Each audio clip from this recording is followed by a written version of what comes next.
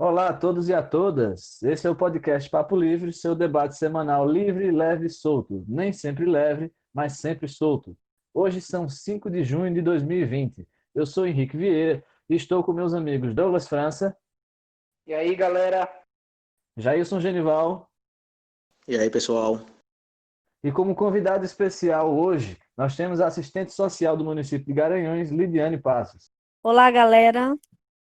Nosso parceiro Gilmar teve algumas questões a resolver e acredito que semana que vem ele deva estar voltando com a gente. Bom, nós vamos hoje tratar sobre vários temas, mas como os eventos que ocorreram nessa semana foram eventos muito bombásticos, nós reduzimos o número de pautas para poder falar com mais tranquilidade. Como nós temos uma convidada muito especial hoje, no caso de nossa querida Lidiane Passos, nós vamos começar por uma pauta que ela resolveu trazer para nós, que foi a questão da violência doméstica durante a pandemia. Eu acho que é sabido por todo mundo que o Brasil tem um elevado número em questão de violência doméstica, principalmente no que se refere à mulher, né? Não sei se por uma questão de ainda ser um país muito arcaico, um pensamento machista, a gente lidera o ranking de violência contra a mulher, principalmente eu cito a mulher, porque assim, a violência doméstica, ela inclui o idoso, a criança, o adolescente e a mulher. Mas no Brasil, o número de mulheres que sofrem violência é altíssimo. E durante essa pandemia, que as pessoas convivem mais, estão mais dentro de casa, muitas pessoas perderam o emprego. Então, assim, esse número fica ainda mais assustador. Segundo uma pesquisa do Fórum Brasileiro de Pesquisa, ele identificou um aumento de 431% de relatos de brigas entre casais. Ou seja, a gente tem um aumento gigantesco de briga entre casais que às vezes terminam em agressão física, porque no caso a psicológica já é incluída nessas brigas mais rotineiras, né? Mas aí entra a questão da agressão física, tanto com a mulher, e que por fim termina refletindo nos filhos. No mês de abril, houve uma coisa interessante que eu achei vendo as reportagens, é que mesmo com esse aumento do número de violência doméstica durante a pandemia, pela o excesso de convívio, né, que as pessoas agora não estão trabalhando, as crianças não estão na escola, esse número aumentou, mas as denúncias diminuíram. Então, é uma questão interessante, porque o que a gente pode observar com isso? Por que a violência aumenta, mas o número de denúncias diminui? A gente pode observar pelo lado de que, por exemplo, o Instituto Maria da Penha, ele acusa uma subnotificação da violência durante essa pandemia. Segundo ele, as informações que estão sendo repassadas, elas não refletem a realidade.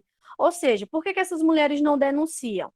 Elas estão dentro de casa com seu agressor. Então, é uma dificuldade a mais de haver essa denúncia.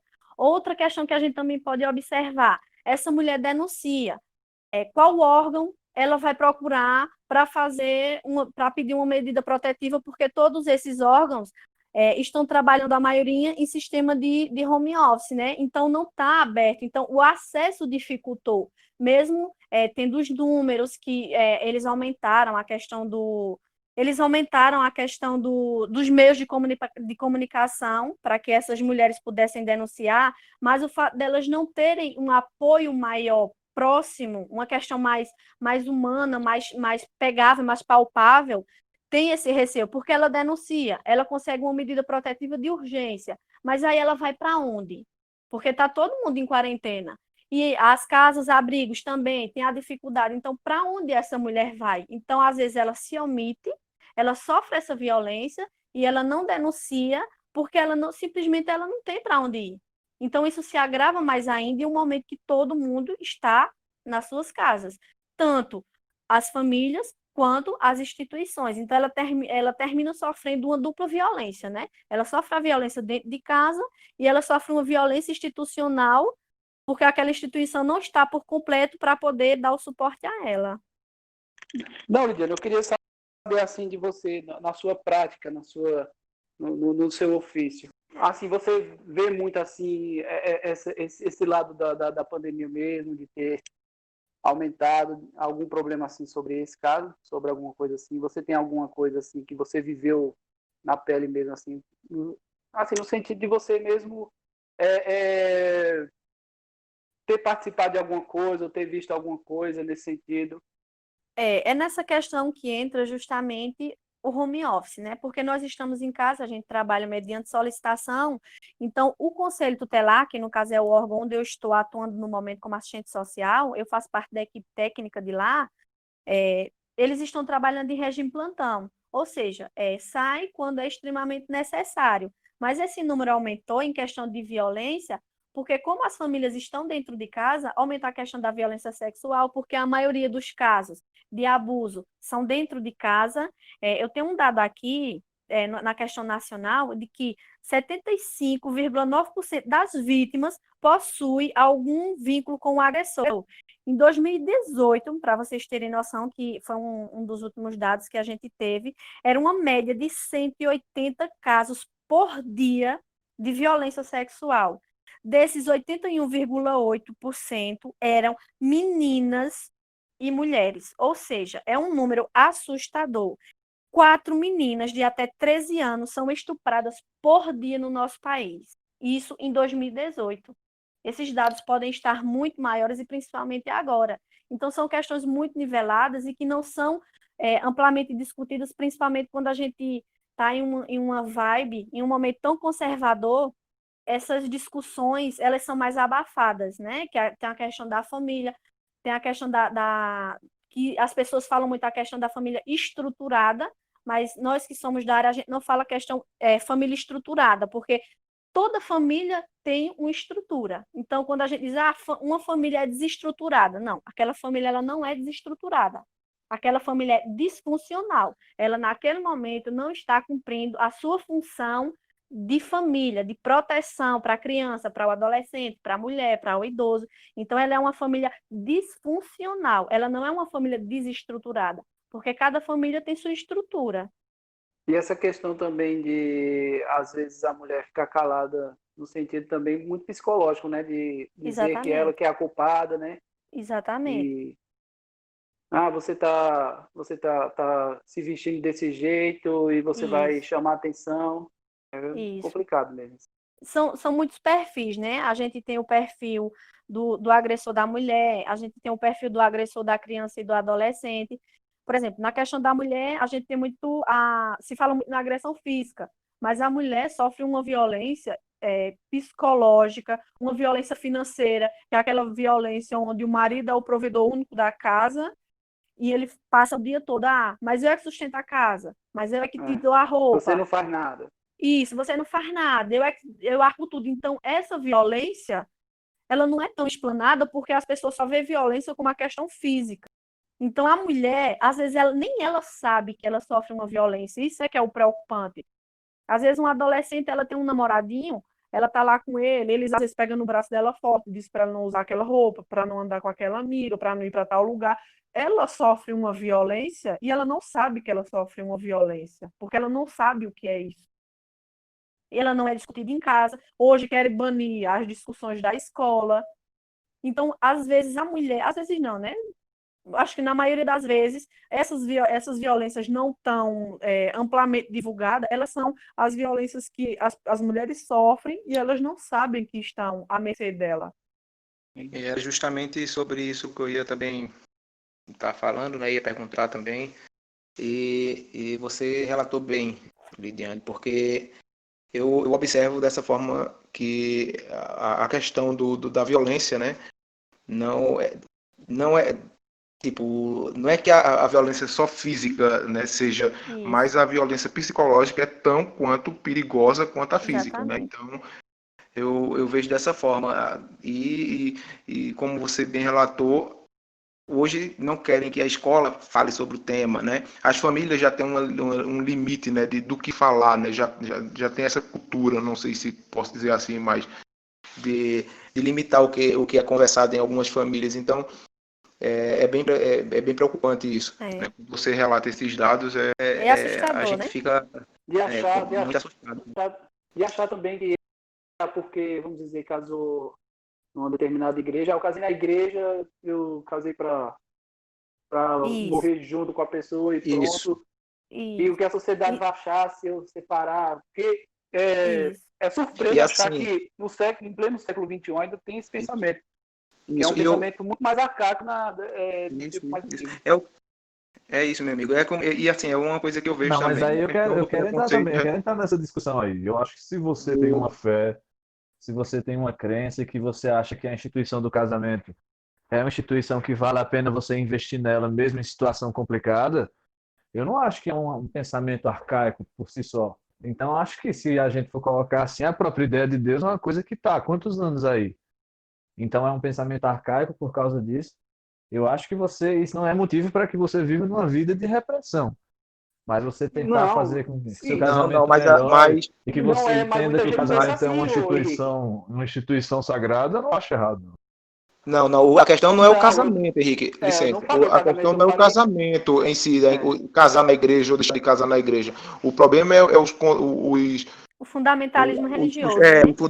os fundamentalismos que eles trazem, né, diminuir a mulher, né, a dizer que a mulher só é provedora né, do lar, né, ela tem que estar Ela é a reprodutora, ela só serve para é arrumar casa e reprodutora, ela fazer tá ali, filho. isso, não, mas para sair, para trabalhar, ela vai estar desestruturando, né, a questão da família, né, porque a mulher quando sai para trabalhar, né, e o homem, né, então, essas coisas assim que eu acho que não cabe para hoje, para os dias de hoje, eu acho que é uma coisa inadequada, né, e que só vem atrapalhar a luta das mulheres por direitos, né. É, até Olha, porque eu falo eu isso. concordo.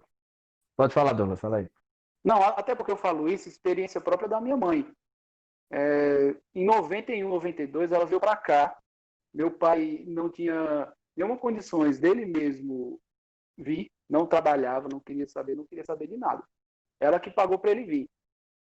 Ela chegou para o meu avô e disse assim: olha, eu vou deixar ele aqui porque ele não tem nada, ele não tem onde cair morto, não me ajuda. E, além do mais, ela sofreu muita violência doméstica. Aí falou para o meu avô que ia deixar ele aqui e que ia voltar sozinha. E ela morava em São Paulo. O que ele falou? Não, minha filha, as suas irmãs estão tudo aqui casadas, aí você vai embora solteira. O que vão achar? Então, por isso ainda, claro, eu vou entender que ele falou isso, porque ele nasceu num tempo que pensava muito nesse negócio, do que as pessoas vão achar. Mas por esse motivo também ela sofreu muito. Por essa ideia de, não, você tem que aguentar porque você casou na igreja e o que a sociedade vai achar de uma mulher solteira. Então, mas aí eu acho que nós estamos falando de duas coisas diferentes. O que foi citado, pelo menos foi o que eu entendi, lá é que a instituição do casamento, pelo fato de ser religiosa ou não, ela por si só colocava isso. Aí veja o que é que eu estou querendo dizer. Eu trabalho com estudantes, eu já disse aqui várias vezes que eu sou professor, e eu conheço estudantes que terminam o ensino médio, meninas, que o sonho dela é simplesmente encerrar o ensino médio, porque ela é obrigada pelos pais, e ela quer casar e ter filhos. Esse é o sonho dela. A o, gente fala na escola, a gente debate sobre isso, fala sobre a emancipação feminina, as aulas de história, filosofia, sociologia, seja matemática, biologia, seja lá a matéria que for. Mas depois de tantos anos estudando sobre isso, ela chega à conclusão de que a vida dela, que ela escolheu para ela é essa. Aí Uma cultura de repressão. eu vou dizer que essa menina ela tá errada, que ela é uma alienada. Olha, ela teve muita chance, muita opção de pelo menos pensar diferente. Eu nem digo que ela tem que agir diferente, porque às vezes ela sofre opressão, ela sofre pressão por parte da família, mas a gente vê que ela está falando o que ela quer viver assim.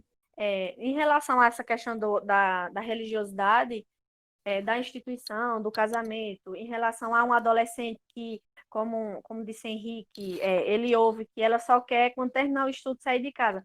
Eu acho que nisso daí engloba uma questão muito complexa, porque, por exemplo, nós que somos técnicos da área, que trabalhamos com a questão social, a gente vê muito a reprodução da criação que a gente teve, que aí entra a questão da meritocracia, né? A falida meritocracia.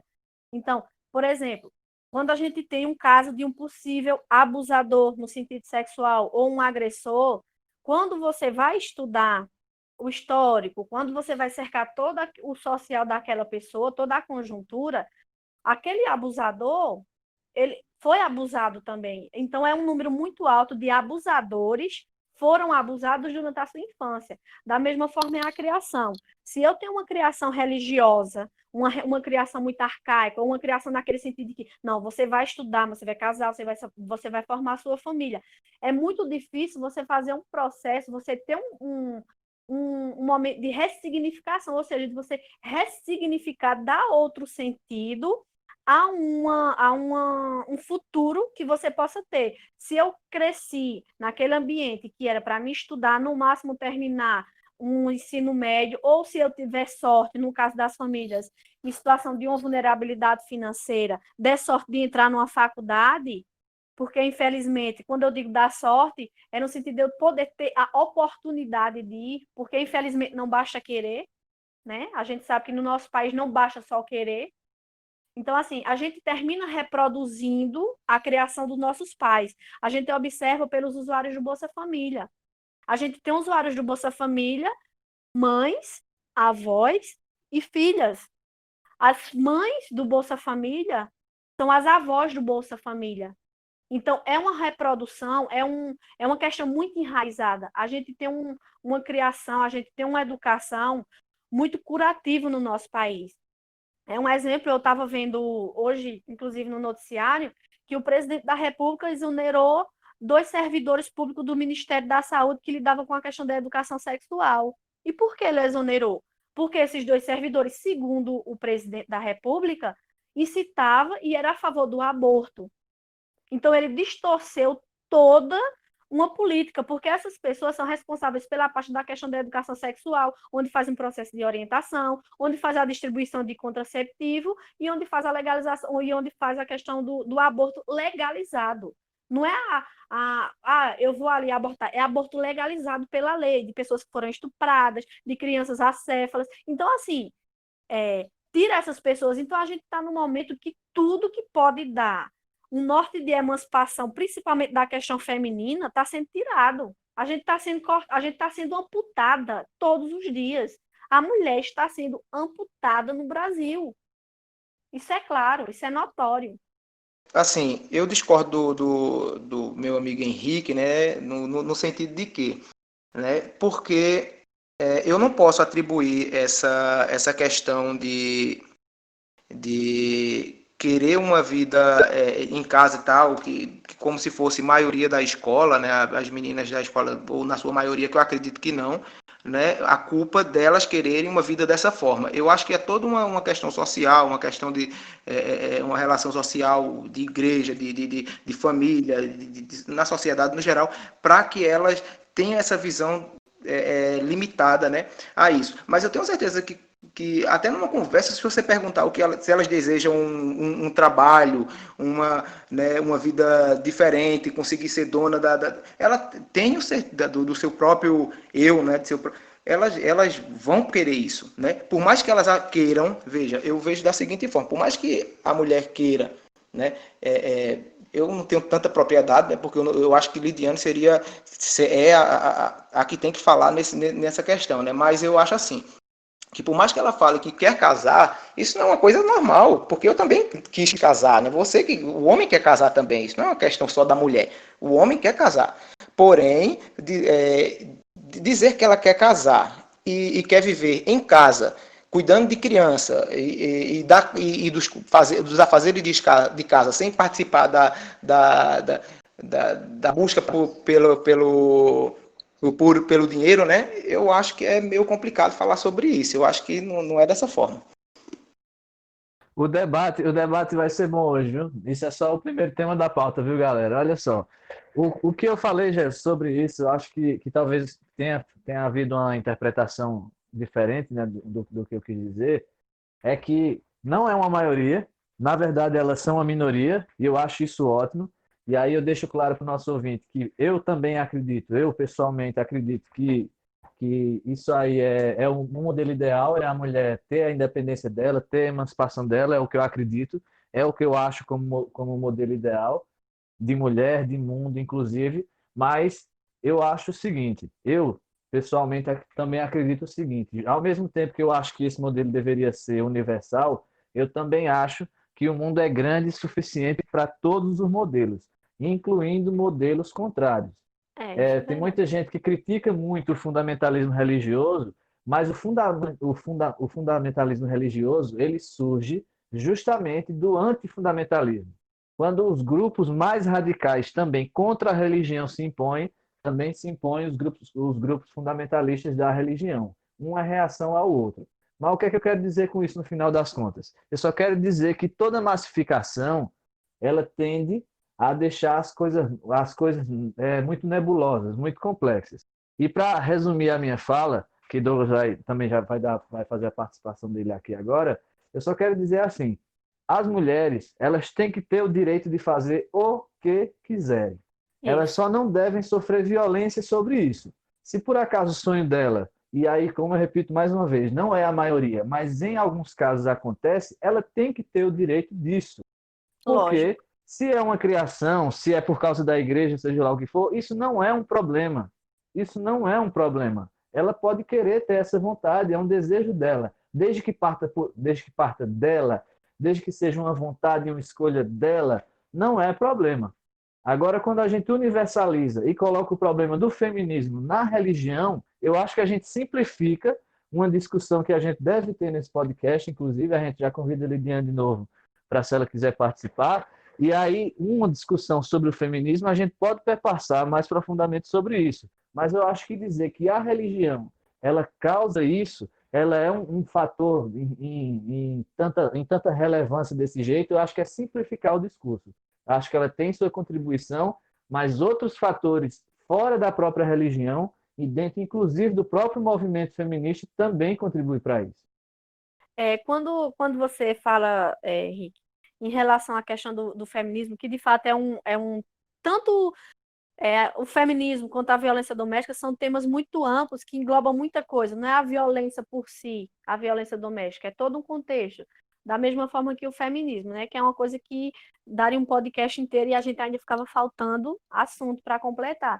Essa questão do feminismo, que é quando a gente fala é, ainda se diz, né, o feminismo raiz e o feminismo Nutella, porque muita gente confunde o feminismo radical, aquele feminismo da mulher branca, da mulher da elite branca, que é aquele feminismo de que, eu quero deixar o cabelo das minhas pernas crescer, vou deixar o cabelo da minha axila crescer, eu tenho que ser lésbica, a mulher tem que vestir o que quiser. Então, assim, existe uma pauta simplista, burguês, branco, do feminismo, que é nessa vibe, mas existe aquele feminismo que busca espaço da mulher no mercado de trabalho, igualdade de salário, igualdade de salário, e nessa De gênero. questão de gênero, e nessa questão entra da mulher ser o que ela quiser ser. Se ela quiser ser casada, ela vai ser casada. Se ela quiser ser mãe, ela vai ser mãe. Se ela quiser ser lésbica, ela vai ser lésbica. Ou seja, é um movimento feminista que deixa a mulher ser o que ela quiser, que não rotula ela ter que deixar Por exemplo, eu me considero uma mulher feminista, mas eu ainda tenho muito caminho para andar nesse processo do feminismo, porque a gente tem muita coisa enraizada na nossa criação. O processo de ressignificação, da gente desconstruir, é muito difícil para a gente construir um novo sentido. Então, é um processo muito árduo, é um processo de muita leitura, de muita pesquisa, porque não é você simplesmente dizer, eu visto a roupa que eu quero, eu faço isso, eu sei o que é feminismo. Feminismo é uma coisa muito densa que para você dizer eu sou feminista, você tem que ter embasamento, você tem que ter uma referência muito grande para isso. Não, eu só quero também registrar aqui que o meu relato sobre violência doméstica, eu citei um problema de família, porque é uma coisa que já passou, já faz muito tempo. É porque quando fala sobre violência doméstica, o que me vem primeiro é isso, porque eu presenciei muito essas coisas aí. E na situação aí, no relato de Lidiane, eu concordo também e quero reiterar o que ela falou aí, o que está enraizado na gente. E também é importante, é como o Henrique falou também, que a igreja não é o problema, não é só o problema da igreja, é de muitas coisas, né? E reiterando mesmo que eu não quis dizer que a igreja ou que a religião sim é o problema, mas certos pensamentos e às vezes não deixa a mulher por si só pensar, não deixa a mulher andar, tem que ser presa àquilo.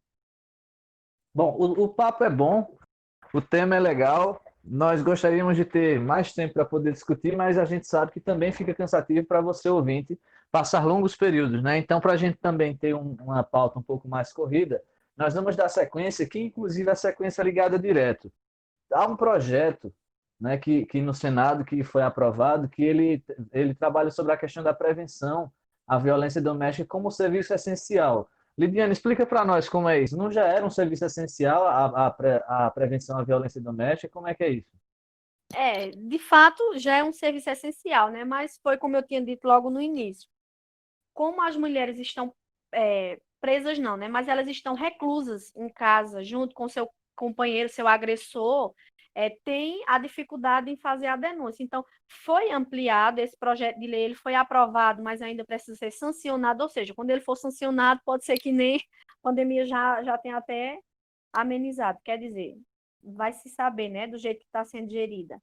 Mas, enfim, é um projeto que coloca o serviço como essencial para que haja uma cobertura maior dos serviços, para que essa mulher possa ser melhor assistida, com a ampliação de canais de denúncias, com a questão de um apoio técnico para essas mulheres, para que os serviços não possam parar, ou seja, essas mulheres poderem fazer as denúncias, poderem fazer um trabalho de orientação home office. Então, para que esse serviço não pare, que não deixe a mulher desprovida de alguma proteção perante o Estado, já que ele é quem deve prover essa proteção à mulher. Lidiane, eu tenho a impressão que muitas mulheres não estão denunciando justamente porque o marido não está saindo de casa. Acha que eu Pois estou é. viajando na maionese ou faz sentido isso? Não, é justamente isso. Eu estava vendo o Instituto Maria da Penha, desculpem. Eles fizeram um comercial onde a mulher estava trabalhando home office, ela estava numa reunião de trabalho, e durante essa reunião de trabalho, eram 10 horas da manhã, e essa mulher aparece com o olho inchado e muito maquiada. Então, os colegas de trabalho perguntam, e ela disse que tinha sofrido uma agressão por parte do seu companheiro. A colega de trabalho dela liga para a polícia, de imediato a polícia vai até a casa dela, ela chama o agressor, e ele sai para atender a polícia. Quando ele sai, a colega grita e pede para ela fechar a porta, que é para ele não poder entrar mais dentro de casa. Então, o que é que esse comercial quer mostrar? Que a mulher, ela pode ter um aporte, seja nas instituições, seja um vizinho, seja uma amiga, seja a mãe, seja o irmão, a irmã. Então, que ela tem esse aparato e que ela pode solicitar ele. Então, o importante é isso, porque qual é o medo? Eu vou denunciar o meu agressor, mas aí a justiça tem até 48 horas para poder colocar a medida de proteção. Mas aí ele coloca a medida de proteção e a casa é do meu agressor. Eu vou morar onde? Né? Então, não é só o fato da agressão, existe muita crítica de muitas pessoas que dizem: a mulher denunciou, mas aí ela se arrependeu e voltou para o marido. A mulher sofre agressão, mas não denuncia. É safada, gosta de apanhar. Mas e você olhou qual é o histórico dessa mulher? O porquê que ela não denuncia? Ou o porquê que ela denunciou, mas ela voltou para o seu companheiro? Às vezes a casa dela é pior, porque às vezes ela também sofre a violência. Pode não ser a violência física, mas pode ser a violência psicológica, que às vezes agride muito mais do que a física. Então é todo um conjunto que gira em torno dessa violência. Então, por exemplo, em 2020 teve uma atualização da Lei Maria da Penha, que inclui que, dentre as medidas que o juiz pode expedir em relação ao agressor, é que ele vai participar de grupos de ressocialização e atendimentos individuais com a equipe psicossocial, que é composto por assistente social e psicóloga. Ou seja, é uma forma, é uma coisa muito boa, porque vai também passar por um processo de desconstrução desse agressor. O porquê que ele agride? O porquê ele vê a mulher naquele momento como uma ameaça para ele?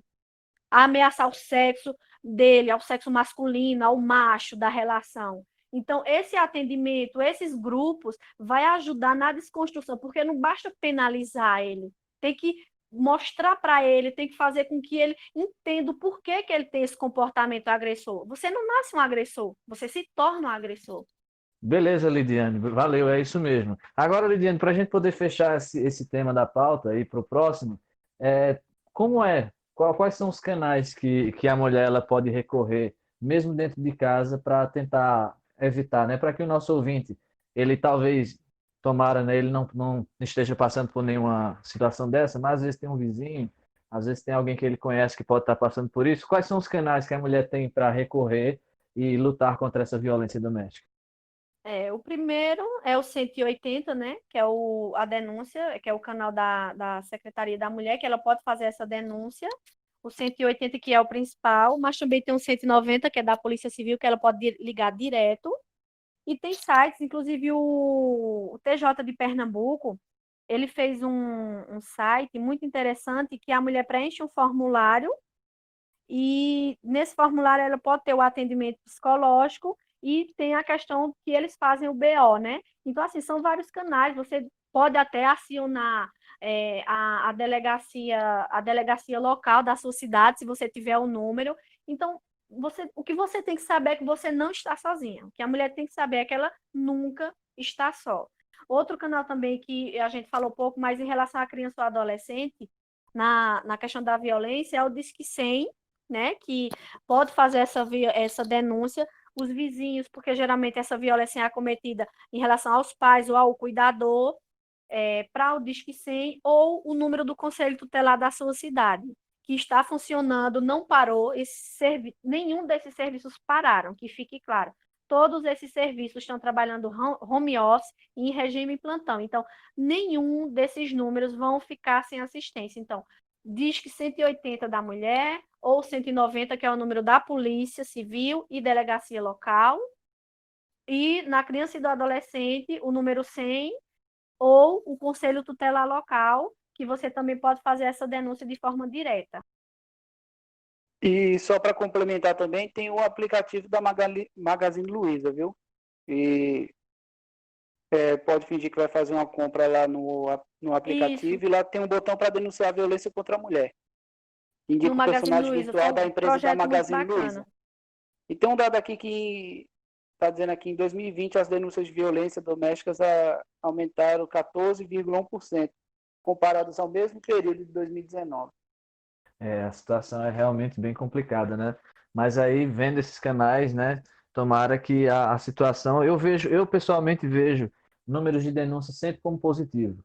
Eu vejo que a situação, ela sempre foi muito acoitada, né? Ela sempre foi muito acobertada, sempre colocada como um problema que era debaixo de um teto e ninguém poderia meter o badalo, né? Aquele velho ditado, né? Em briga de marido e mulher, ninguém mete a colher. Quando eu vejo que os números de denúncia têm crescido, ao invés de achar ruim, porque dá evidência ao número de violência, eu acho bom porque as mulheres elas estão tendo mais coragem para fazer essa divulgação, né? Essa coragem para poder ter coragem de lutar contra isso. O primeiro passo realmente passa pela denúncia. Não, é só para deixar claro que não precisa ser a agredida a denunciar, né?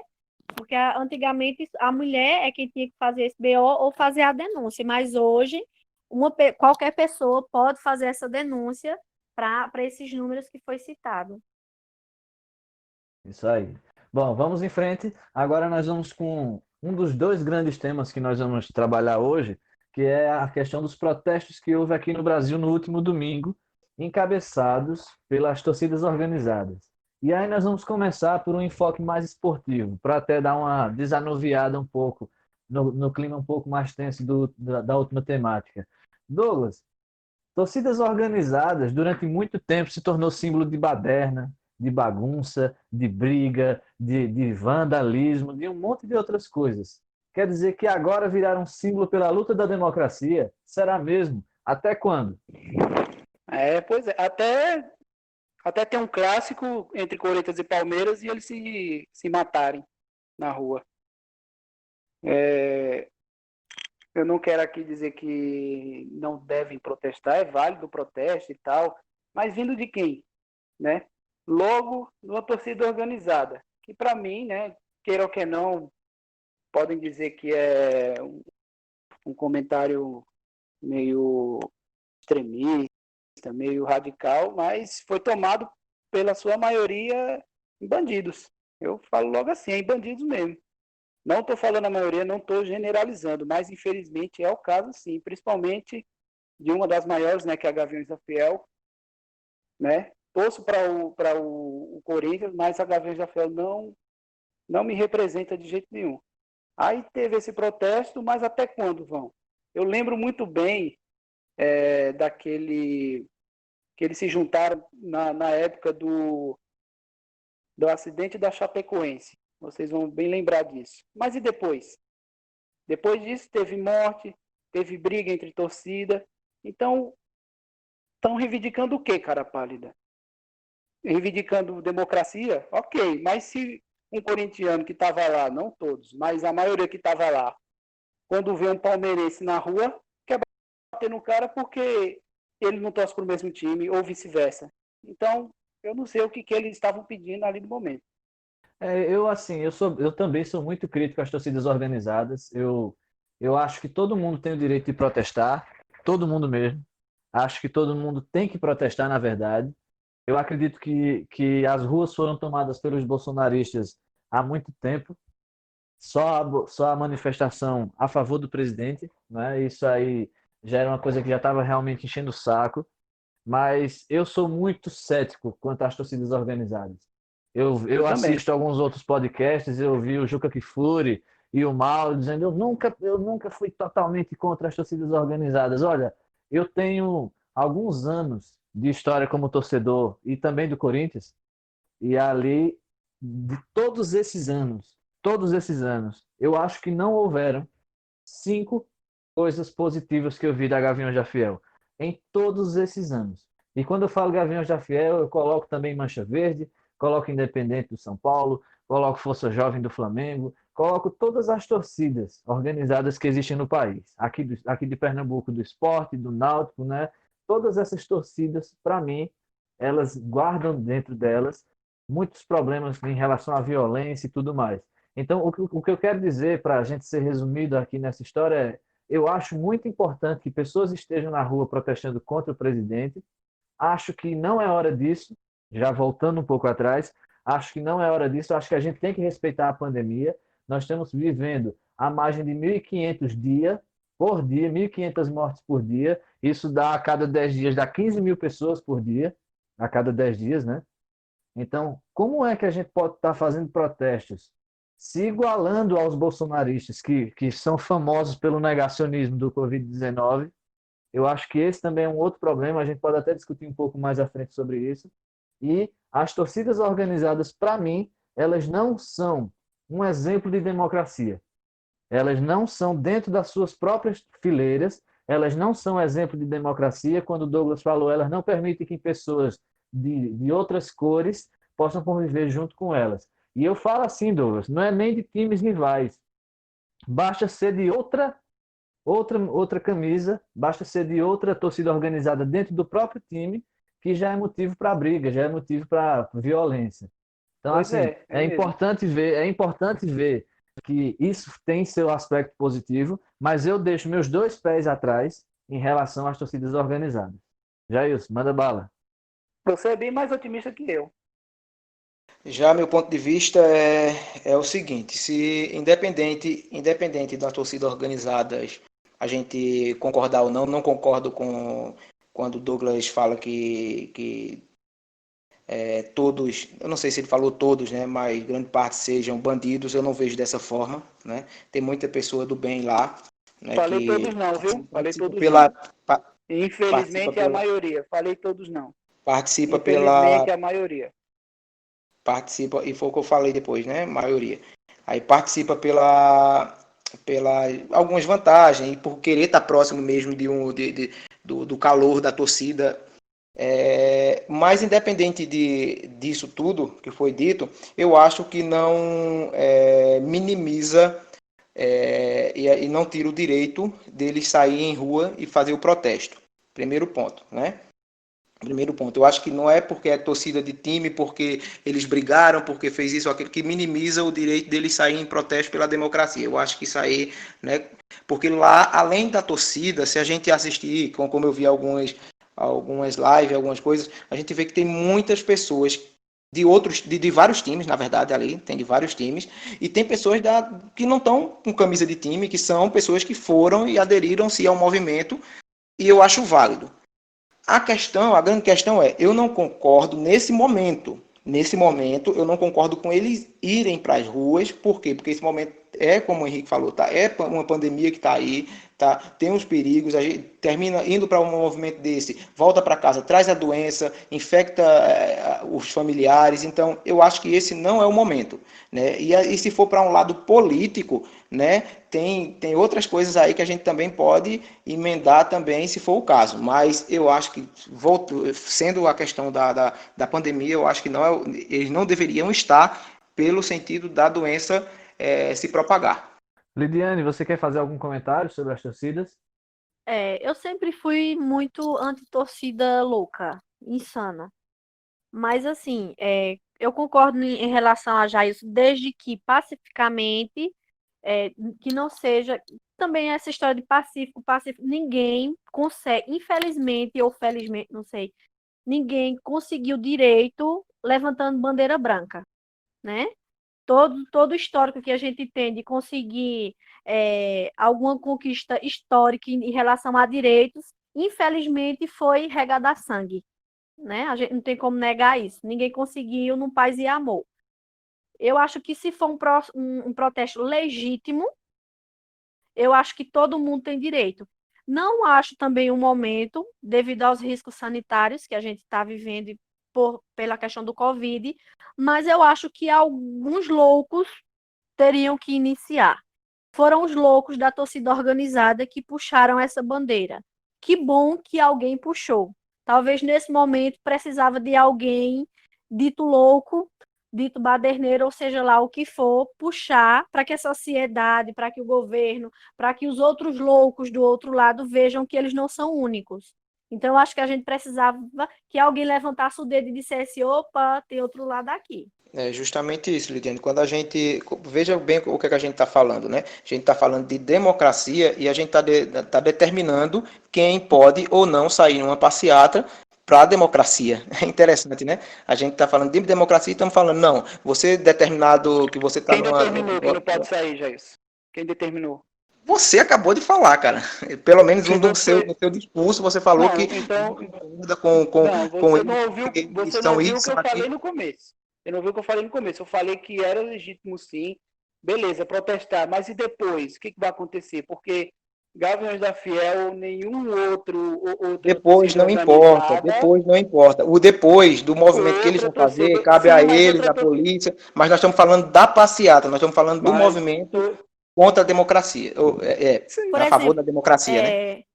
por exemplo, essa questão desse movimento começou pelas torcidas organizadas, pequenos grupos que se formaram, mas aí já está começando a ter adeptos. Outros movimentos estão entrando, inclusive aquele jovem que teve uma... Qual foi a arma que apontaram para ele, gente? Um fuzil. Um fuzil. Aquele jovem negro da favela que teve um fuzil apontado para ele, ele era um entregador que estava trabalhando, viu o protesto, achou legítimo, achou válido, se identificou e foi. Então, acho assim, tiveram os loucos que se levantaram e vão ter outros loucos, porque, infelizmente, no nosso país, a gente vai ter que dar uma de doido, ou então a gente vai ser preso.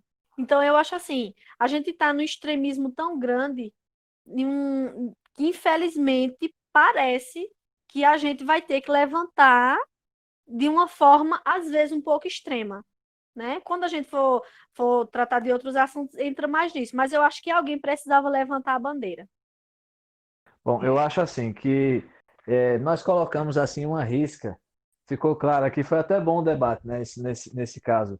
É, ficou uma risca clara, mas aí eu acho que o que Jailson falou sobre a gente, tanto eu como o Douglas, achar que não é se é legítimo ou não, a nossa discussão não é bem essa, certo? A nossa discussão é que eles foram fazer passeatas democráticas a favor da democracia, quando há muito pouco tempo atrás eles faziam atos antidemocráticos. Eu não acho Pois nada é. democrático eu encontrar uma pessoa do Palmeiras no metrô e descer o pau nela porque ela é palmeirense. Eu não acho isso nada democrático. Eu não acho nada democrático ninguém poder ficar na minha ala do Estado porque a minha ala do Estado é minha. É minha, porque eu sou dono ali daquela ala do Estado. Onde é que há a democracia nisso aí?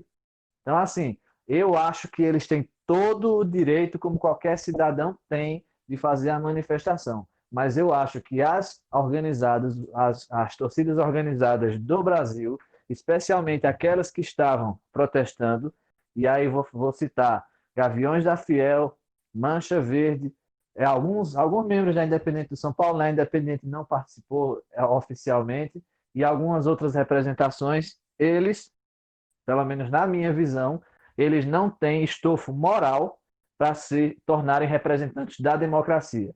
A gente vai até conversar um pouco mais sobre isso quando for fazer análise política do movimento, mas eu acho, pelo menos, eu entendi que essa também foi a opinião de Douglas, de que a gente vê que eles têm o direito de protestar como cidadãos, mas enquanto organização que são, eles, pelo menos na minha visão, não têm nenhum estofo moral para exigir democracia quando eles também não são democráticos.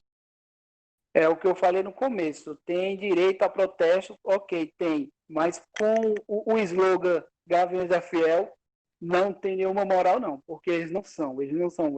Democracia, quando convém a eles, não é assim, não. Eu sei que todo mundo que estava lá não é a mesma coisa, não sei o quê, mas é a maioria sim.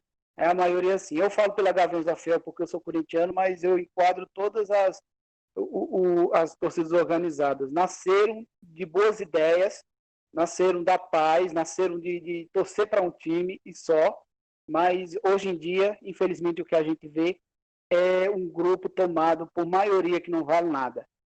Eu falo logo assim, eu falo logo do popular, não vale nada mesmo. E na questão que Jair falou, de que eles estão lá porque pagam alguma coisa para receber vantagem de jogo, não sei o quê. Não, primeiro de tudo, organizado não é sócio torcedor. Muitos da organizada é sócio torcedor sim, mas muito da organizada vai para o estádio, vai assistir o jogo pago pela instituição, vai de graça. O sócio torcedor já é diferente, é um torcedor comum que vai lá só para assistir. Claro que tem torcedor comum também que faz baderna, que briga, mas esse negócio de não, eles estão lá só para a democracia é válido, ok, mas e depois? Reitero, quando teve aquele acidente da Chapecoense, todo mundo lá bonitinho na Praça da Sé, ou em São Paulo, não sei qual lugar que estava, enfim. Estava lá todo mundo bonitinho, a Independente, a Mancha Verde, a Gaviões, tudo lá lindo. Todo mundo, que bonito. Eles estão todos juntos, aí torcida organizada, pela paz. Depois, quando teve clássico, a gente sabe o que acontece. Bom, só para concluir no que você falou, né, que você citou, e você justamente chegou onde o que eu falei, né? Sócio torcedor, realmente, ele ganha algumas vantagens e tal, e parte da torcida organizada entra de graça. Então, é como eu falei, né, eles também procuram alguma vantagem, né? Mas eu entendo, eu não concordo também com nada de violência e tal, mas eu também vejo que tem muita coisa boa também que tem nas torcidas organizadas que não mostram, né? Trabalho social que eles fazem, tem muita coisa que eles fazem que é bem interessante, né? E toda a história também. Todo lado tem um lado bom e ruim, mas se for falar da história do Corinthians, né, ela foi criada, se for falar da história do então eu também não sou a favor jamais de violência e tudo isso, mas a gente também tende a criminalizar demais a questão de torcida e tal, né, de organizadas. Mas é isso, eu não vou, nesse momento, sobre o que eles estavam lá fazendo, eu não sou um crítico, né? Eu posso não concordar com eles estarem lá nesse momento. Eu acho que se eles esperarem um pouquinho mais, o governo já vem provando e vem mostrando o que vai acontecer, né? Hora ou outra, né? E outra coisa, né? E quem é que vai garantir que, por exemplo, aquele cara que bate no cara porque é palmeirense, ou o palmeirense bate naquele cara que é corintiano, quem é que garante que esses caras estavam nesse ato? Né? Que todos esses caras estavam nesse ato. Quem é que garante, ou quem é que vai dizer, não, foi essas pessoas, esses vândalos que criaram esse movimento? Até porque pode ter muito desses vândalos que votaram em Bolsonaro. Pronto, é isso aí. E assim, analisando agora, saindo um pouco da arena esportiva, né, indo para a arena política, nós vemos que esse evento ele também teve repercussões imensas. ele teve muitas repercussões no lado político, tanto do lado do governo, que teve uma interpretação sobre essas pessoas que estavam protestando, como também dos próprios grupos contrários à presidência. O que nós podemos perceber, eu vou jogar uma bomba para vocês aí, isso aí pode ser mais uma das minhas críticas à torcida organizada falando, eu tenho a impressão de que é mais interessante esse tipo de manifestação para o governo do que para a própria oposição. Deixa eu explicar um pouco mais. Para mim, quanto mais o caos se instaurar no Brasil, quanto mais a radicalização se instaurar no Brasil, vai ser melhor para o presidente da República, que claramente tenta instituir um regime autoritário e, se ele puder, ele bota o exército na rua hoje. Então, assim, eu só imagino, e vou soltar essa bomba aí, o primeiro que quiser já pode sair agarrando e falar, eu acredito, eu tenho um pouquinho, lá uns 5% de chance de, na minha cabeça, essas torcidas organizadas estão acolonhadas com o governo para fazer movimentos caóticos na rua. Tá, eu não entendi esse final. As torcidas organizadas estão unidas com o governo. Eu tenho isso? uma teoria da conspiração de 5% da minha cabeça, Cara, só que lá, loucura. 5% da minha cabeça, de que essas torcidas organizadas estão acolonhadas com o governo para trazer caos para a rua nesse momento. Não vejo dessa forma. Não vejo dessa forma. E era justamente sobre isso que eu iria falar, que eu quero falar, né? Sobre as pessoas que vão para esse movimento, que vão sair na rua, seja torcedor ou não, né, no ato, né, a favor da democracia, né, que tenha cuidado, né? Que tenha cuidado. Porque, na verdade, o que eu vejo é que o governo se sustenta realmente através de brigas, né, de inimigos. Ele tem que criar um cenário para ele. Né, ele tem que criar um cenário para ele. O governo sustenta através disso. Né? E o que acontece? Como está tendo mortes em cima de mortes, né? Nós temos aí o quê? Hoje o Brasil é o quê? É o segundo? É o terceiro? O segundo país que... Terceiro, né? Terceiro país está com 35, 34, quase 35 mil mortes, né? Não, já passou de 35 já, pelo boletim Já de hoje. saiu hoje, né? O boletim, então. Uhum. Olha aí, mais de 35 mil mortes, né? E isso só vai aumentar, né? Por causa das políticas que eles estão adotando, e isso só vai piorar. Então, o governo está entrando em uma crise terrível. Ele sabe disso. Então, ele precisa achar algum inimigo, né? Porque eles estão se perdendo, eles estão perdidos em tudo. Então, o que acontece? Com esse movimento nas ruas, pode ser, sim, pode estar acontecendo o quê? Esse movimento da rua vai... Ele vai dizer, olha, vamos lá agora que a gente vai lutar contra os comunistas, que é tudo que eles só sabem falar, né? Qualquer um que falar contra o governo é comunista. Então eles vão começar a usar de repressão, eles vão querer usar de repressão. Por quê? Porque pode se infiltrar no meio de todo mundo ali, né? Alguns milicianos, né? Pessoas fanáticas, pode se infiltrar ali no meio do movimento democrático. E fazer o quê? Fazer quebra-quebra, né? E fazer algumas coisas assim, para começar uma onda de briga, né? De coisa caótica, para que eles possam justificar os atos deles, né? Os atos com violência, né? E o que eu queria também dizer era, você tem um exemplo claro de que há uma diferença como é que eu posso dizer? De tratamento isso entre o ato democrático, né, que foi feito, e o ato pró-governo. Tem um tratamento diferente. Tem até o exemplo daquela mulher com um taco na mão, né, e sendo levada com o maior carinho pelo policial. Né? Enquanto outros do movimento democrático estavam lá sendo expulsos, jogando bomba e um monte de coisa. Então, a gente tem que ver esse lado aí. Não, eu não pensei não ainda por esse lado, não. Tenha sido talvez alguma coisa já armada do próprio governo, não. Pode ser uma coisa armada do governo de São Paulo, por exemplo, contra essa manifestação aí dos bolsonaristas. Porque a gente sabe também que a Gaviões da Fiel, voltando na questão política também das torcidas organizadas, ela tem um lado assim que pende mais para um lado contra mesmo ao Bolsonaro. Enquanto está aí protestando contra esse governo que vou reiterar, claro que é válido o protesto e tudo, só que também, como você, eu fico meio mais cismado do que achando que eles estão mesmo brigando por alguma democracia, porque a instituição, por exemplo, ela está passando por um momento muito conturbado politicamente também. E os mesmos que fazem isso, que vão protestar, estão de acordo com os que estão lá.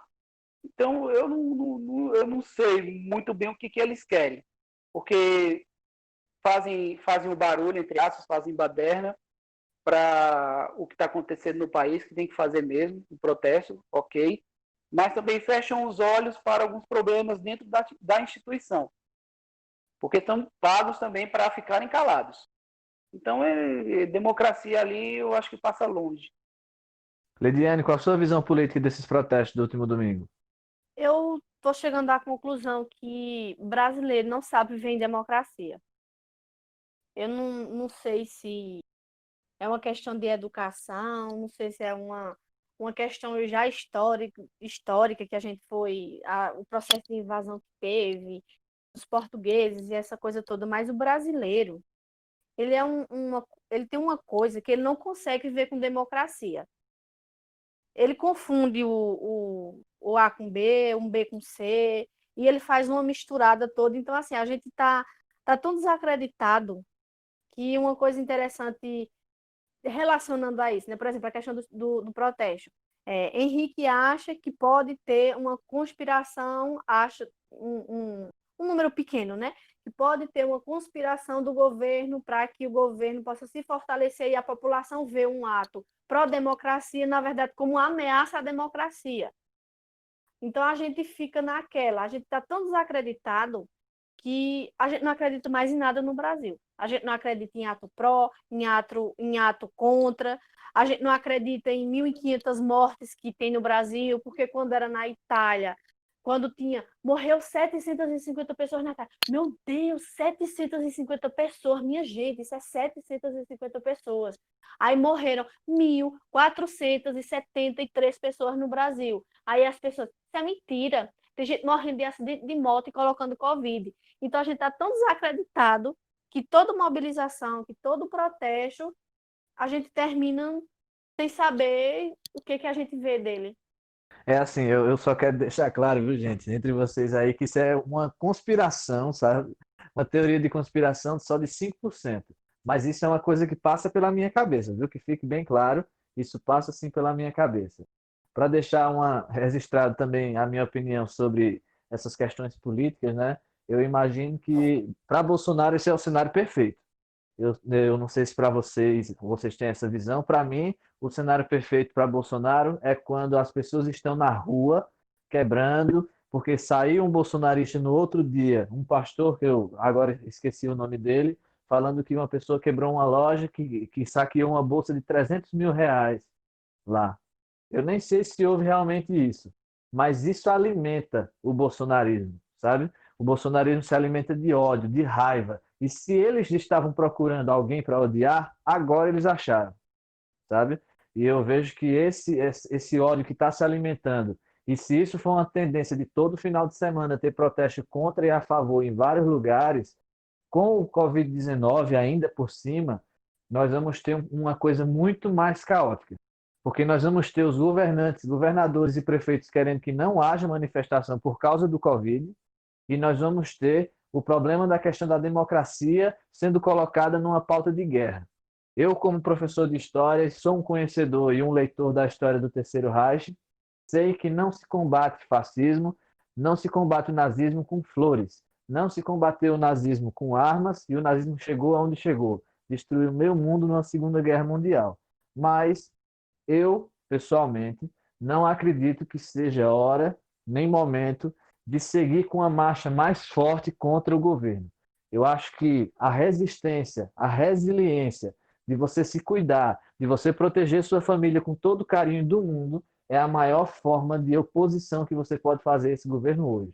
Para mim, a forma de resistência mais forte que você faz a esse governo é você ficar em casa, é você obedecer às recomendações sanitárias, é você ir para a rua de máscara, que é para você mostrar para todo mundo que você está levando a sério, é você estar andando com o tubinho de álcool e gel, é você não ficar abraçando pessoas, é você não estar se aglomerando na rua. Para mim, é a maior prova que mostra que você não é igual a essas pessoas que estão por aí. Acho que haverá um momento em que o fascismo e que esse governo se apresenta realmente como isso, o copo de leite, certo? A questão das marchas com tocha, tudo isso não é coincidência. Acho que haverá um momento em que a gente tem que combater isso de forma mais dura, mas eu acho que nesse momento a nossa resistência tem que ser silenciosa, tem que ser não alimentando essa fera que nós acabamos deixando ele na presidência da República, chamada Jair Bolsonaro. Eu concordo, em relação de fato que esse não é o momento de protestar, porque as condições sanitárias não permitem, né? Inclusive, líderes de partidos da oposição do Senado orientaram e solicitaram que não houvesse manifestação domingo, pró-democracia ou qualquer outro, devido a essa questão da pandemia. Então, eu não sei se eu vou lembrar de todos, mas foi o PDT, o PT, a Rede, o PSB. Então, esses partidos enviaram a carta solicitando que não houvesse, porque esse não era o momento de manifestação. Beleza, pessoal, é isso aí. Então vamos seguindo nossa pauta em frente, né? Agora nós vamos tratar de temas um pouco mais pesados, né? Não que o de antes não fosse, né? Mas nós vamos entrar em temas um pouco mais sensíveis, né? Um pouco mais viscerais. Nós vamos começar com o caso que aconteceu essa semana, ele está bem fresquinho, que foi o caso Miguel, que nós temos o caso de uma barbárie contra uma criança. Douglas, você que trouxe essa pauta para nós, conta como foi esse caso e dá a tua opinião sobre o assunto. Pois é, né? Eu vou tentar aqui falar um pouco sem embargar um pouco a voz, porque quando eu vi isso, sei lá, deu um aperto no coração. Eu já tinha esse aperto antes de ser pai, agora é que eu tenho mesmo esse sentimento. Para quem não está sabendo muito, né, essa semana aí que está passando, né, a Miguel, né, que a mãe é empregada doméstica, ela foi trabalhar, né, trabalha num condomínio, né, perto do PIS de Maurício de Nassau, Recife. E ela foi trabalhar e não tinha como deixar a criança de 5 anos com outra pessoa, né? Fechadas a creche por conta dessa pandemia, então ela teve que levar o garoto para o trabalho dela. E ela estava lá, né, no apartamento com a sua patroa, e a patroa pediu para que ela levasse o cachorro dela para passear. E ela deixou o menino, né, em poder da patroa, né, aos cuidados da patroa. Só que o menino parece que queria a mãe, né, normal de uma criança, né, ele queria a mãe, ela não teve paciência, né. Eu não sei se vocês viram um vídeo, teve até um vídeo horas antes do menino ter caído, que ele entrou no elevador, né, querendo a mãe. Ela apertou o andar, né, o elevador fechou, ela apertou e o menino foi sozinho para o nono andar. Primeiro ele foi para o sétimo, ele não saiu do elevador, aí ele foi apertando, aí foi até o nono andar, e no vão lá do ar-condicionado, né, ele caiu, né, do nono andar, morreu, né. A mãe falou que ele não morreu na hora, né, que ela viu ele ainda vivo, pediu socorro. Na entrevista ela falou que só o zelador que teve, que o acompanhou, né, que deu os primeiros socorros, depois chegou a ambulância, só que infelizmente o garoto não resistiu, né, e mais por essa negligência da patroa dela, né, que tá aqui, deixa eu aqui procurar rapidinho o nome dela, que ela é primeira dama, né, do prefeito de Tamandaré. É a Sari Mariana Gaspar da Corte Real, que é a patroa da mãe da criança e estava responsável, né, pelo garoto quando aconteceu o acidente. Aí uma coisa que me deixou também mais ainda perplexo, que eu quero deixar aqui até esse questionamento, o prefeito, né, o marido dela, o prefeito de Tamandaré, o Sérgio Hacker, ele é do PSDB, que é contrário ao isolamento social. Só que aí a empregada foi trabalhar, né? Não teve o direito de, pelo menos, ficar, deveriam ter deixado ela em casa e mantido o salário dela, mas não, foi trabalhar e aconteceu esse trágico acidente, né? Trágico acidente entre aspas, né? Porque ela foi indiciada, né, por homicídio culposo, né?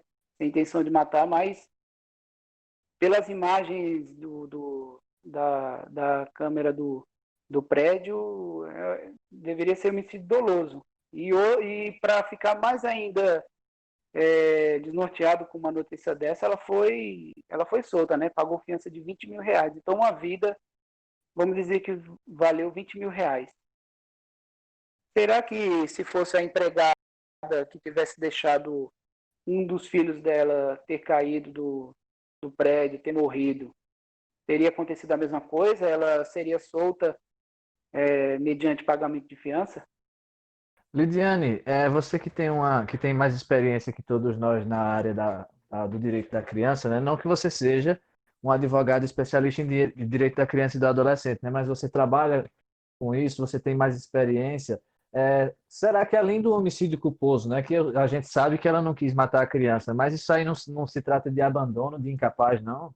Eu estou errado sobre Exatamente. isso? Exatamente. Pelo ECA, ela deixou uma criança que não tinha condições de cuidar de si, como nenhuma criança tem, à mercê em um prédio altíssimo. A criança parou no nono andar e o que é mais complicado em toda essa questão é que a mãe expôs a criança, porque a mãe teve que tirar a criança do isolamento dela, que a criança estava em casa, para ir para um apartamento, e segundo tiveram algumas informações e relatos da família, essa empregada, a mãe da criança, junto com a avó da criança, que também trabalhava na casa dessa família, já trabalhou, ou seja, é uma questão que passa de mãe para filha, pegaram Covid com os patrões e não foram liberados. Então, assim, passaram para a família, porque estavam trabalhando. E durante o Covid, segundo o que foi dito, não foi liberado para ficar em casa. Então, além disso, ela ter sido um abandono de incapaz por parte da patroa, já que ela, no momento, disse à mãe que era responsável pela criança, ela ainda colocou a criança em risco, porque a mãe teve que levar essa criança, porque não está tendo creche. Então, a mãe não tem onde deixar essa criança. Então, são duas coisas, né? Tanto o risco de saúde à criança, quanto o abandono de incapaz por ter deixado uma criança em um elevador sozinho. Lidiane, Hum. você acha que teria acontecido a mesma coisa ao contrário? Mas assim, na questão, vamos dizer, negra, só que também rica, você acha que teria acontecido a mesma coisa ou não? Ia acontecer de ficar Mas, de presa mesmo assim? mas de forma Não, alguma. assim, você acha assim que isso Uhum. você acha que isso também só seria questão de racismo ou também de poder aquisitivo? Os dois. Envolve a questão tanto do racismo, né, como a questão da desigualdade social. Porque quando essa criança caiu desse prédio e ela morreu, essa empregada, vale salientar que a família Corte Real e que a família dela, mais o sobrenome do esposo dela, que agora eu não me recordo o nome, mas são famílias de tradição no estado de Pernambuco, são famílias que têm muita influência da alta sociedade. Então aí a gente já entende o porquê que essa mãe foi para lá e pagou uma fiança de R$ 20.000, porque e outra não divulgaram o nome e não divulgaram a foto. Ou seja, Pois é. primeiro, pagou fiança, liberou sem divulgar o nome e a foto, porque disse que era questão da legislação que não permitia.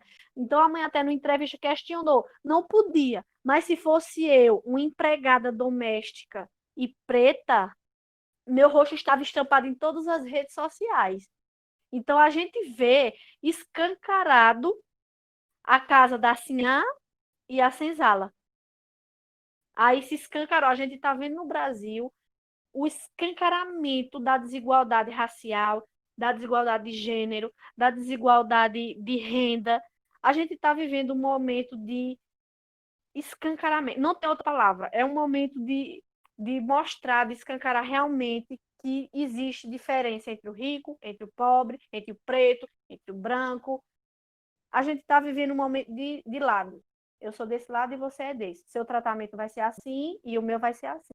Bom, sobre essa questão de se fosse um negro no lugar dessa mulher, né, rica, né, é difícil, né, a gente vê, né, são poucos, mas se tivesse seria, eu acredito que teria um tratamento também um pouco diferente do que essa família está tendo, essa família rica está tendo, né, até pelo contexto social, por questão da negritude, tudo isso eu acho que teria alguma diferença. Mas sobre o caso dessa mulher, né, cara, que perdeu o filho, cara, negra, né, veja bem o que Lidiane citou. A mãe dela já trabalhava para a família, né? A mãe dela já trabalhava para a família, ela trabalha agora para a família, então já é uma coisa de geração, né, que vai passando. E para você ver que não muda muita coisa no nosso cenário sobre a questão da negritude, né, sobre a questão de preconceitos, né? É, bom, sobre essa questão da família, né, eu fico muito sentido porque a gente vê uma criança, né, morrer dessa forma por negligência, né, pelo fato de não ter uma preocupação tão grande. Eu acredito que a própria mãe não deixaria o seu filho, tá, vagar pelo elevador, né, do jeito que ela deixou essa outra criança, né, porque era filho do empregado, tá certo? Então a gente já vê esse ponto. Só que também eu levo para uma outra pergunta, cara, como vai ser a situação dessa família, de renda dessa família, né? Essa mãe perdeu um filho, está sofrendo, está angustiada, né? É bem complicado, mas ao mesmo tempo agora ela não vai ter mais, também não vai ter o emprego, né? Não vai ter o emprego e, né, ela não vai trabalhar mais lá, né? E como é que vai ser a assistência para essa família psicológica entre tantas outras coisas? Eu não sei, cara. Eu fico pensando como vai ser a estrutura dessa família, né? De tanto sofrimento e a gente vê isso. Outra coisa, eu não sei se vocês comentaram, mas eu vi numa reportagem, eu não lembro em qual, que essa mulher estava como funcionária da prefeitura. Foi verdade? Ou É sim, tô enganado? É é sim. outra questão a ser vista, né? Como é que Paga eu pela sei folha da prefeitura, já. isso? Que é outro absurdo, né? Que é outro absurdo. Então, eu não vou me atentar, não vou me estender muito nesse assunto assim, porque é revoltante. Estou muito revoltado com essa situação, não pelo fato só da família ser negra, tal, mas pelo fato da falta de carinho, de sensibilidade dessa mulher para com a sua empregada, né? Para uma criança, né? Então eu fico extremamente revoltado com isso. Eu só queria colocar que agora, foi divulgado agora à noite, que a mãe, a patroa dela, escreveu uma carta para a mãe da criança, pedindo perdão a ela, dizendo que não podia dimensionar a dor, ou seja, escreveu aquela carta, aquela coisa toda, né? Aquela sensibilização. E essa questão da patroa, da empregada receber da prefeitura, quem pagava era a prefeitura. Infelizmente, a gente sabe que isso é uma coisa comum nas cidades pequenas, né? Em cidade de interior e cidades de não interior, que no caso Tamandaré não, já fica próximo a Recife. Mas a gente sabe que não é tão difícil a gente encontrar empregadas de primeiras damas paga com dinheiro do povo. Bom, eu também só vou deixar uma pequena contribuição rapidamente e para externar o meu nojo e o meu repúdio da elite brasileira. É inacreditável o quanto essas pessoas vivem em outro planeta, vivem em outro universo, vivem em uma situação tão longe, mas eles estão tão longe do universo dos trabalhadores, como essa moça que trabalhava para a família já há muitos anos, obviamente, já que é uma coisa de família, que ela não teve nem a decência de olhar o menino subindo ou descendo no elevador, sabe? Eu tenho certeza que os ouvintes vão entender muito bem sobre isso, especialmente a mulher. O instinto maternal, que por mais que seja debatido se é real ou não, é uma coisa presente na nossa cultura. As mulheres brasileiras, eu falo porque são as que eu conheço, não sei as outras, as de outros países, elas são muito amáveis, elas são muito carinhosas com crianças. Então, assim, é você se desconectar totalmente do mundo, é você achar que aquela pessoa é um lixo, é um ninguém, é um boneco, é um pedaço de pau que você não interessa para onde ela está indo. Eu só queria realmente deixar aqui claro e externado o meu nojo e o meu repúdio à elite brasileira, que não é nem porque é racista ou não, mas é porque ela não enxerga nada além dela mesma. O que a gente tem notícia é que ela estava fazendo as unhas nesse momento, durante esse momento que estava ali, enquanto ela foi e voltou do elevador. Ou seja, ela não estava nem aí. Uma criança vale menos do que a unha dela tá bem feita ou mal feita. Essa elite brasileira é um nojo. É isso aí, galera. Vamos continuando aí nosso caso agora, vamos continuando a nossa pauta, né? Nosso episódio de hoje, nós já passamos um pouco de meia hora, pedimos de uma hora, né? Pedimos desculpa aos nossos ouvintes, mas o tema hoje está bom, o debate hoje está bacana. Bom, além disso, além do caso brasileiro, né, que nós também podemos envolver uma questão racial, né, nós temos o caso dos protestos nos Estados Unidos, onde nós vimos uma cena fortíssima ganhar o mundo, que Douglas e eu já tínhamos comentado no episódio passado, que foi o assassinato de George Floyd. Só que ninguém imaginava, eu e Douglas já citamos que haveria protesto, que estava tendo protesto, mas ninguém imaginou que os protestos nos Estados Unidos iriam tomar uma dimensão tão grande quanto tão, que o próprio presidente fala em usar forças armadas, os governadores tentam reprimir, o prefeito de Nova York mesmo tem usado a polícia em números absurdos para reprimir pessoas protestando pacificamente, que fique bem claro, ninguém está quebrando nada, são pessoas caminhando com faixas nas ruas, protestando contra um problema gigantesco que é o racismo aqui não, né? Lá nos Estados Unidos. Então, assim, Jailson, o que é que você tem a comentar sobre esses protestos lá dos Estados Unidos? Veja bem, Henrique, o movimento negro nos Estados Unidos é de uma luta de décadas, né? De muito tempo. Então, é totalmente válido. É lamentável a postura do presidente, né, em reprimir. Entendo, né? Eu entendo que alguns vão falar, mas está tendo violência, está tendo isso. Cara, o negro está tendo saque, está tendo tantas coisas, mas o negro foi saqueado, né, por tanto tempo, foi discriminado, né, apanhou, foi queimado, tantas coisas foram feitas com o negro, né, que hoje eu acho que foram pacíficos demais, cara. Às vezes eu acho que foram pacíficos demais, né?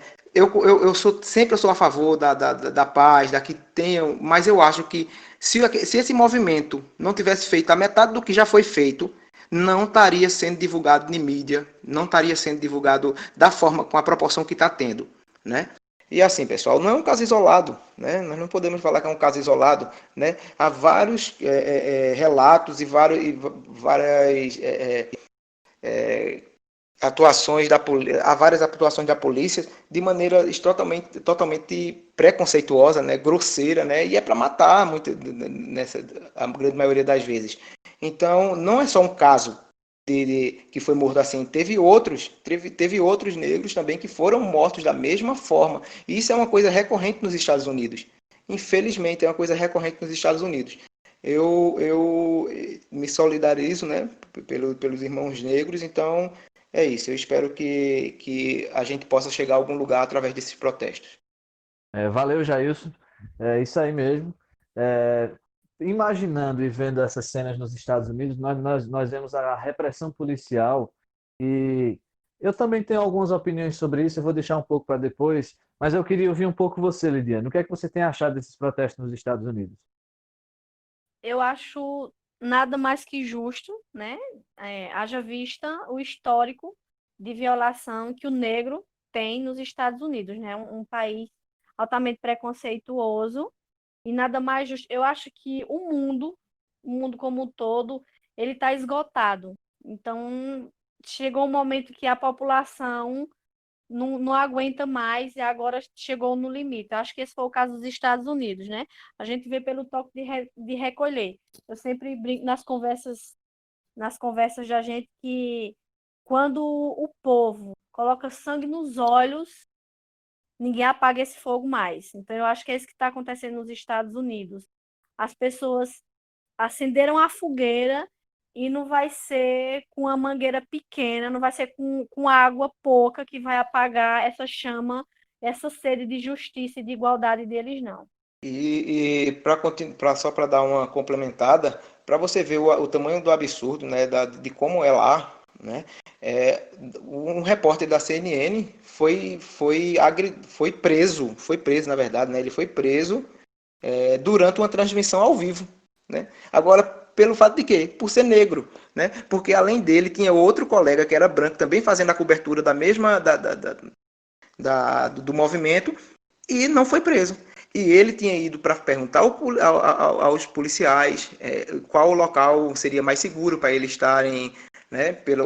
A reportagem que eu tinha lido foi assim. E ele simplesmente foi preso ao vivo, cara. Então você vê que não há limite para o tamanho das barbaridades que é feito. E outra, né? Muitas vezes esses movimentos pacíficos, está sendo pacífico, até a polícia excitar o ódio. Até a polícia excitar o ódio, porque eles, na grande maioria das vezes, eles fazem isso para que tenha esse ódio, para que o movimento seja diminuído, né? Seja, não, eles são violentos, eles são. E não é. Né? Muitas vezes é a própria polícia que faz isso. É a reação, né? Ação-reação.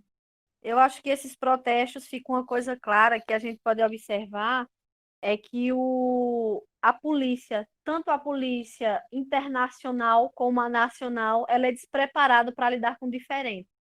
Ela é altamente autoritária. Então, basta uma palavra, basta uma ação não condizer com o que ela acha correto, ela age com repressão. E, infelizmente, as pessoas estão percebendo que não basta ser pacífico e não basta ser complacente. Ele também vai ter que se armar para poder lutar com essa polícia, que não é uma polícia que protege. Não na sua, não generalizando, né? Lógico que tem muitos profissionais capacitados, mas infelizmente o que a gente está vendo são profissionais altamente autoritários que não sabem lidar com o diferente e que usam da força para conseguir controlar a situação. Douglas, semana passada nós já tínhamos antecipado um pouco esse assunto, né? Nós falamos um pouco sobre isso e vinha aquela pergunta, não é até quando, né? Nós iríamos passar com essas situações. E aí a gente já imaginava, e a gente já falou, já deu até abertura sobre alguns protestos que estavam havendo, só que passou todos os dias, né, de lá para cá e os protestos ainda continuam. O que é que você tem a acrescentar sobre tudo que você viu nessa semana? Pois é, continua, né? Porque é uma coisa que parece que nunca findar, né? Nunca ter fim. Em pleno século XXI, né? A gente ainda vê esse tipo de pessoas que julgam as outras aí pela cor, pelo social, pelo que tem, pelo que não tem. E esses protestos, como disseram aí os demais colegas, né? Eu também concordo. E tem que haver mesmo, porque não dá mais para ficar calado, não dá mais para ser complacente com isso. É uma coisa que está enraizada, mas surpreende também, porque assim, não tem palavras assim, até me perco nisso, porque é uma coisa que não cabe hoje em dia isso mais.